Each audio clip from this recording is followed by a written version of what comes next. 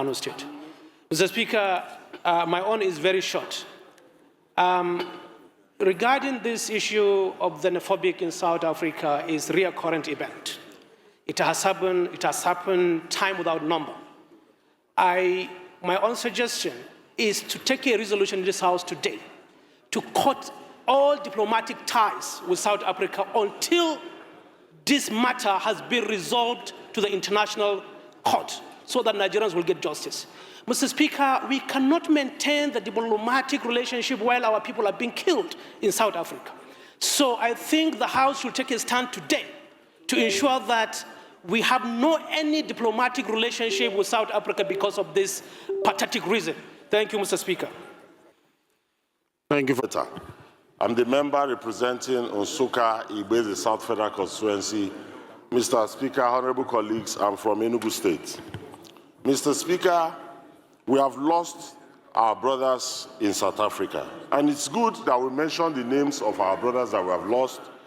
We've lost Musa Yonana Joe. We have also lost Charles Iroebu and a host of others. Mr. Speaker, there are local groups that are carrying out this heinous tax in South Africa, namely Dudula and March for March movement. These groups have people that are behind them. They have people that are sponsoring them. Mr. Speaker, it is time that the South African government arrest all those people behind to show that they are sincere about the fight against xenophobia in South Africa. And, Mr. Speaker, don't say we should not attack. We will not attack these investments because there are investors, even Nigerian investors, have invested in these companies. Yes, we know.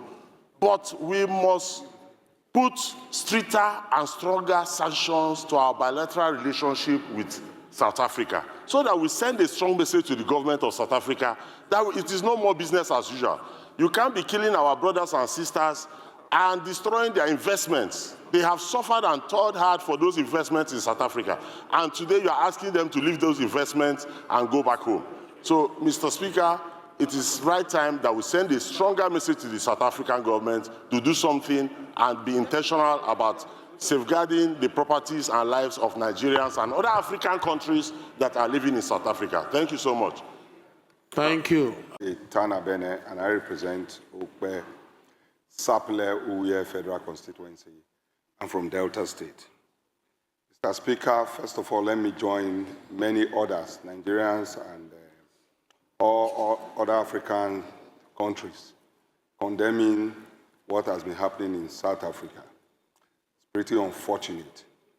But because we have talked so much about this, I personally feel pain, when we discuss issues of driving Nigerians from South Africa or not treating us, well. In my days in the university, there was a sharp named Langa Dabuza. We're in the same class, being sponsored by the ANC. He used to follow me home, during holidays. I do all I can to give him the best of care.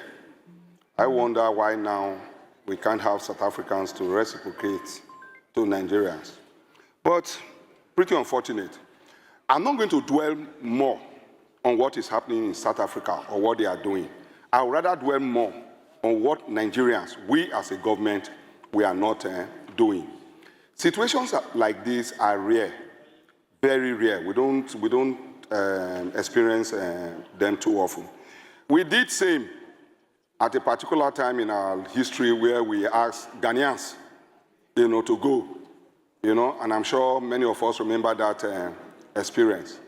I do not want to equate that to what is happening in South Africa, because we're not violent about, it. It's that area of violence that I criticize in South Africa, that it is not good, But relationships between countries, are governed by diplomacy and international, laws. I would rather urge that our government should stand up and exploit, those two areas, diplomacy, and international law. In diplomacy, I don't know how much we have done to invite, or recall our ambassador in South Africa, to Nigeria. That move alone, will probably tell how much seriousness we are putting into, the matter. And how much we have invited the ambassador of South Africa in Nigeria, to meet with our president or our foreign affairs officers to really explain, to us, in strong terms, our response to what is happening in South Africa. Mr. Speaker, on the international law side, I think what is happening in South Africa is all this claim, that we are also not too comfortable with in Nigeria, where we are seeing killings. So I urge the government, to report this matter, to the International Criminal Court, and put South Africa under pressure. And all those that are really leading all these gangs of people in South Africa, they know them. The government know them. Their faces are not hidden, So, and it is right time that the names of those people should be submitted, so that the international, legal system look into what they are doing and use this to act as a deterrence, to their action. All right. Thank you very much, Mr. Speaker. Thank you very much. We are done with this. Any amendments? Billy, let's have that amendment, but straight to the point. Don't want speeches. Ways, but we have to lead by example. The Prince of Nsukka. Thank you, Chair.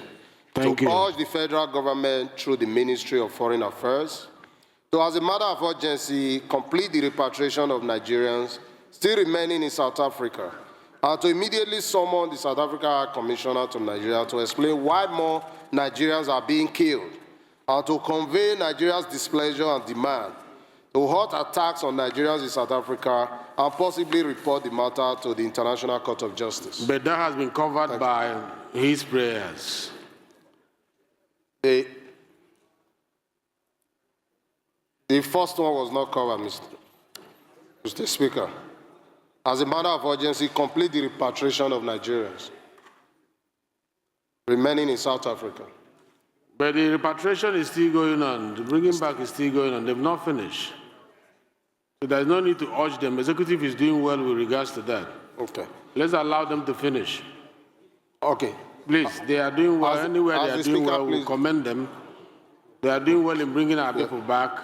I don't think government, like the trade, investment, and economic diplomacy, see further notice. Sorry, we can't do that. So that we have to keep our diplomacy on.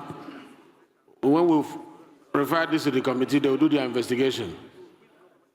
We cannot suspend diplomatic relationship now until we do our investigation and get it done. Thank you, Mr. Speaker. I would have loved the House maybe put the question. If you want us to do that, we'll do that. If we know we are still going to refer this to the standing committees, Mr. Speaker, it would have been nice if you put the questions and let's see if the House will carry it. If they don't, okay, any seconder to that motion? Thank you, Mr. Speaker. Any seconder in Africa, and we have the capacity to reciprocate, but we will follow diplomatic course. And we appreciate the president the way he has calmly pushed into resolving this. We know that the voice of the parliament will also add value to what the executive is currently doing. The issue of reciprocity is another issue that has not been looked into. The conventions managing our relationship goes to the fact that lives and properties within the territorial jurisdiction of a country that we are in relationship with should be protected. And with the motions moved here, the way Nigerians have been treated has been unfair. Let me recall, as a primary school student, as far back as 1976, we were paying what was then known as apartheid levy. My parents paid apartheid levy. I'm sure most of you paid apartheid levy while paying school fees. These funds were used to help our brothers in need. I don't think the reaction, the treatment that the country is getting in South Africa is something to be proud of, especially as Africans. South Africans are the first to promote Ubuntu. They are the ones that projected the philosophy of Ubuntu that preaches togetherness, that we are one. Why are they not practicing what they preach? We are hoping that the current government in that country will allow the history of their country to emerge so that the younger generations who are carrying out these activities will know where the country is coming from. Let me put the question. Those in support of this motion as amended, say aye. Those against, say nay. The ayes have it. This motion is referred to Committee on Foreign Affairs.